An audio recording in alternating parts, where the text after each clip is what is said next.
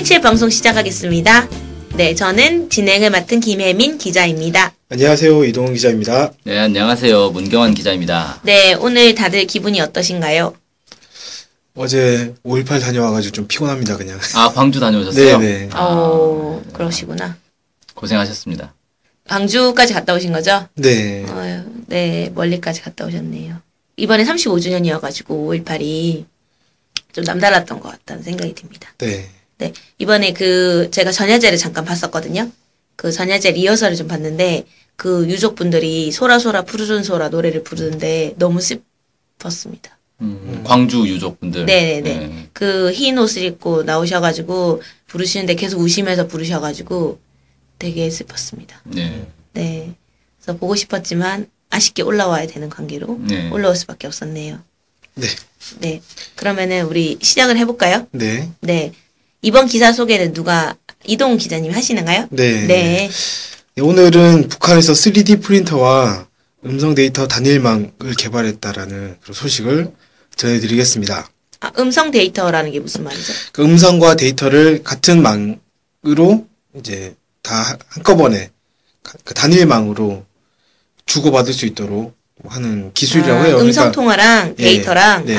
이게 음성은 3G고 데이터는 LTE인데 그걸 같이 하나로 한다는 거죠? 뭐 예를 들면 이제 그런 거겠죠. 아. 그러니까 원래 이제 한국 같은 경우에는 2G 폰도 현재도 2G가 있잖아요. 2G 네. 폰이 있고 3G도 있고 후지폰 쓴 사람이 아직도 있어요? 있긴 있다고 합니다. 아, 그리고 만나보고 싶다. LTE도 있고 뭐 계속 LTE 신기술도 계속 개발되고 그러지 않습니까? 네.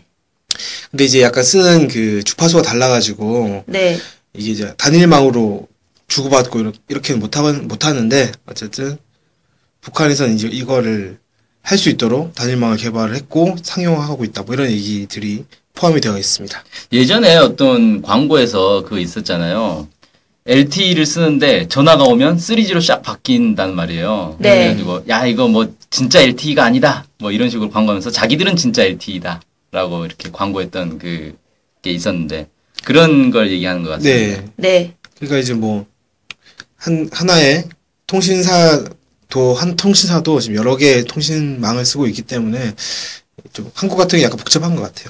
예. 네. 어쨌든 이제 이 소식 좀 전해드리면 디지털 타임즈의 강진규 기자가 자기 블로그에 글을 올렸는데요.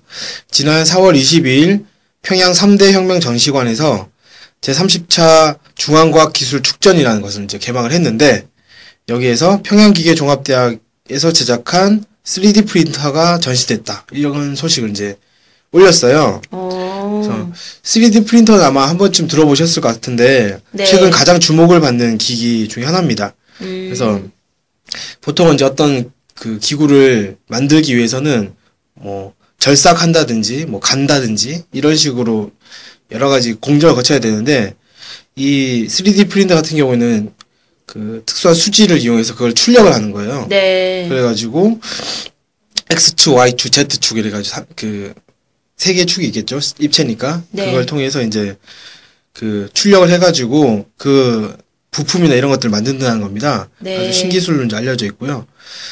이런 것들을 이용해가지고 어떤 형태의 제품도 만들어낼 수 있다 이렇게 되고 있기 때문에 네. 심지어 어떤 한국의 한 교수 같은 경우는 새로운 산업혁명이다 3D 프린터가 네. 이렇게까지 이야기를 한 적이 있습니다. 네. 이거 보니까 3D 프린터로 총도 만들더라고요. 맞아요. 총도 만들고 뭐 아무튼 자기 만들고 싶은 거 다 만들 수 있고. 뭐 의수도 만들고 그러니까 손이 없으신 분을 위한 의수도 만들고 뭐 여러 가지 갖가지 것을 만들어내고 있더라고요. 이런 것들을 이제 북한에서 개발했다는 겁니다. 3D 프린터는 한국에도 있지 않나요? 개발된 걸로 알고 있는데. 네, 카이스트 학생들이 뭐 3D 프린터를 간편하게 만들어가지고 출력할 수 있게 하는 그런 기계를 개발했다, 3D 프린터 개발했다 그래가지고 이슈가 됐고 뭐 판매한다 이런 얘기도 본 적이 있거든요. 네. 막 시중에 많이 나와 있는 것 같진 않은데 제가 좀 그때 한번 기사 봤었을 때는 그 우주로 나가려고 시도했지만 결국 하지 못했던 고산 씨 있잖아요. 네, 남자분 말씀이신 네. 거죠? 네. 고산 씨가 이 3D 프린터 산업에 뛰어들었다고 그런 기사를 본 적이 있는 것 같습니다. 네. 우주인이? 우주로 못 갔죠. 네. 우주인에 실패한. 네. 예비 우주인이? 네. 그만큼 좀 약간 주목받고, 그 다음 새로운 산업혁명이라고 말할 정도로 외국에서도 좀 화제를 불러일으킨다고 제가 좀 들었던 것 같아요. 네. 네.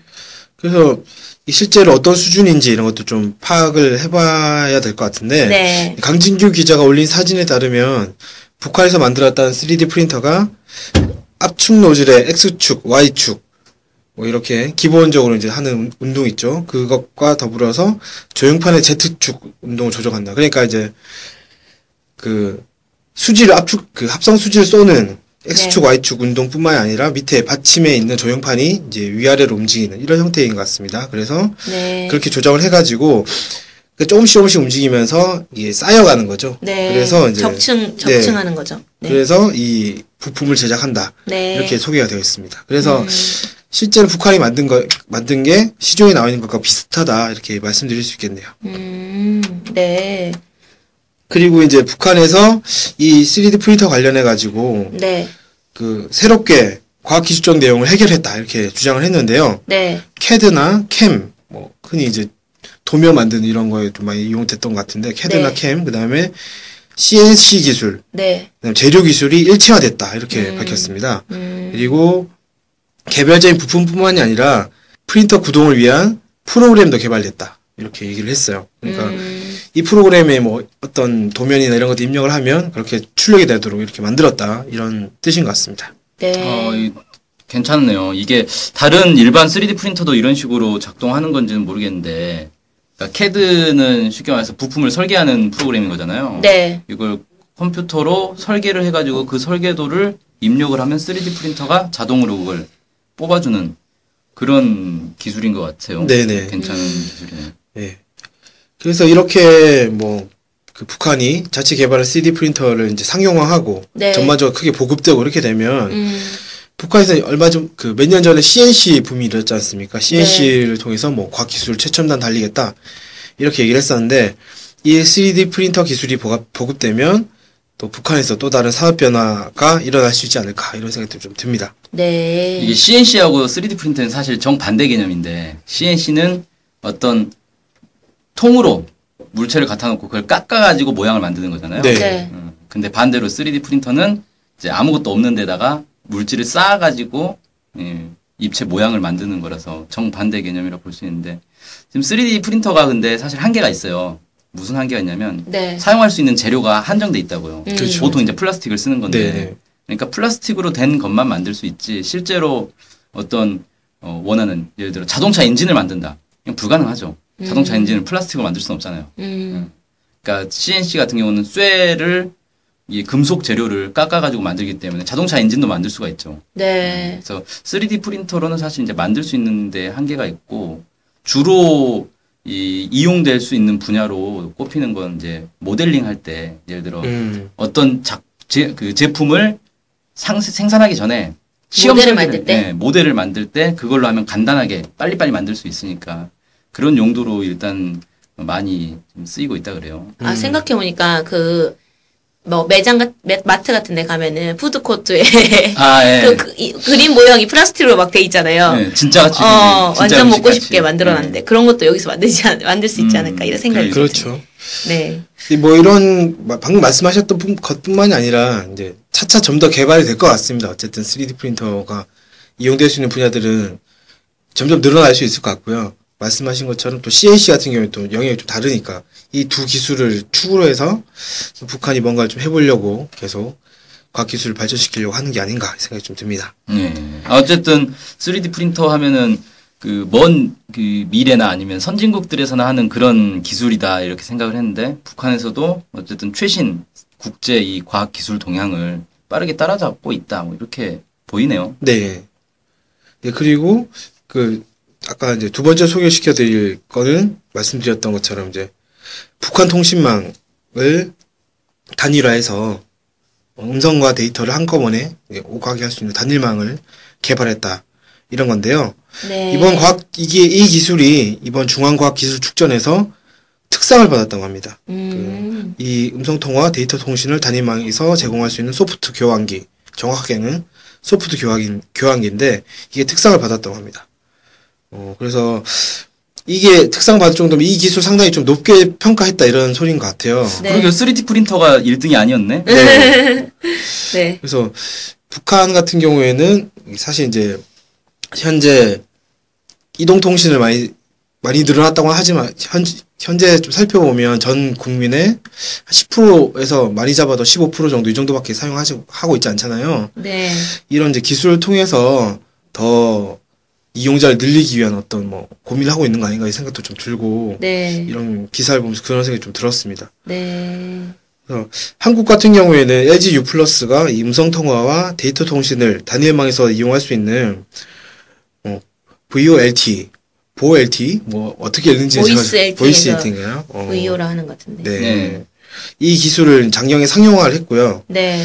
KT나 SK 같은 경우는 시범 서비스를 운영하고 있다고 합니다. 네. 아까 말씀드렸던 것처럼 이 한국에서 쓰는 사람들이 2G 쓰고 3G 쓰고 LTE 쓰고 이렇게 여러 가지를 쓰기 때문에 쉽게 이걸 단일화하긴 좀 어렵지 않나 뭐 이렇게 전망을 하더라고요. 제가 다른 기사를 찾아봤더니 네. 네, 그렇게 전망을 하고 있었고요.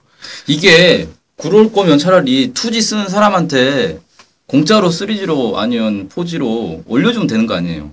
네. 근데 이제 뭐 한국 기업이 돈 안 되는 그런 짓을 하지 않겠죠. 근데 이게 망을 2G망 따로 운영하고 3G망 따로 운영하고 LTE망 따로 운영하는데 들어가는 돈이나 그거 그냥 공짜로 업그레이드 해주고 2G나 3G를 없애버리는 거나 제가 볼 때는 없애는 게 나을 것 같은데 훨씬 돈은 적게 될 것 같은데 뭐 기업 차원에서 이거 딱 결정하기 쉽지 않나 보입니다. 뭐 국가에서 이거 완전히 딱 잡고 통제를 하면 이게 또 쉽게 될 수 있을 것 같은데 또 기업에서 또 경쟁도 하잖아요.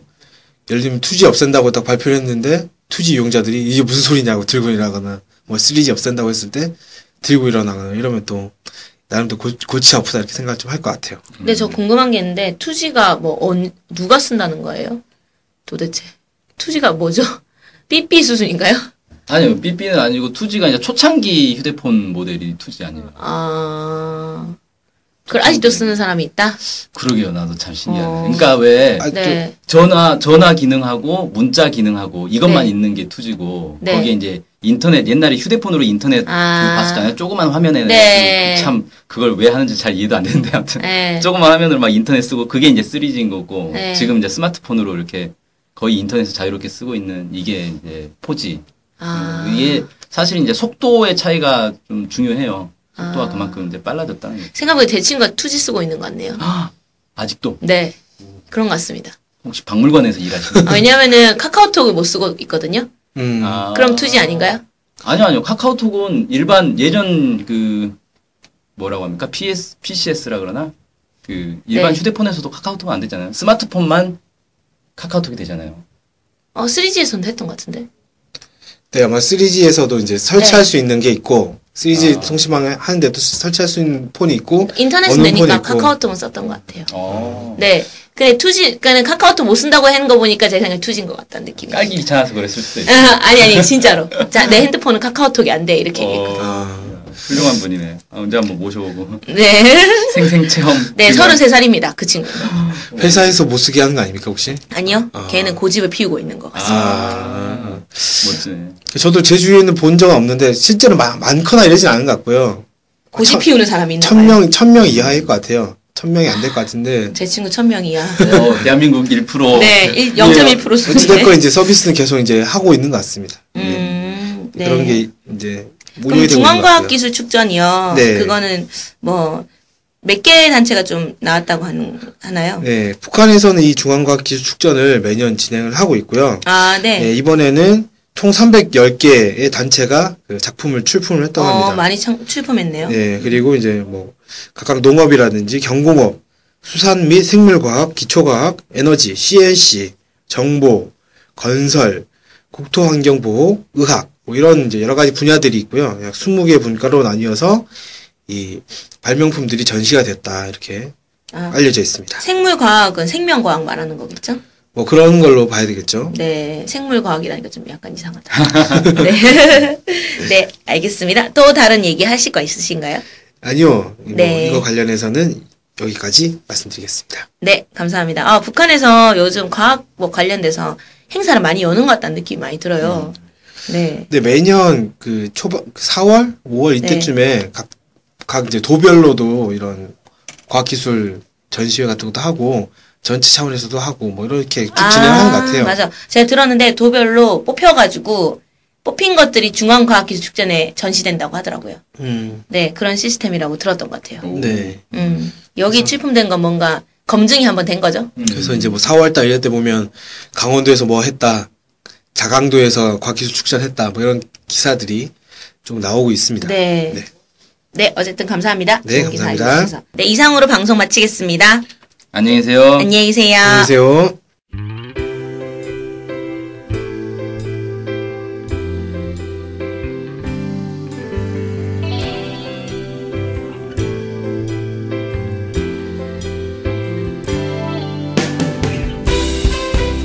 스케치북은 월요일부터 금요일까지 매일 2시에 업로드되는 북한 전문 팟캐스트 방송입니다.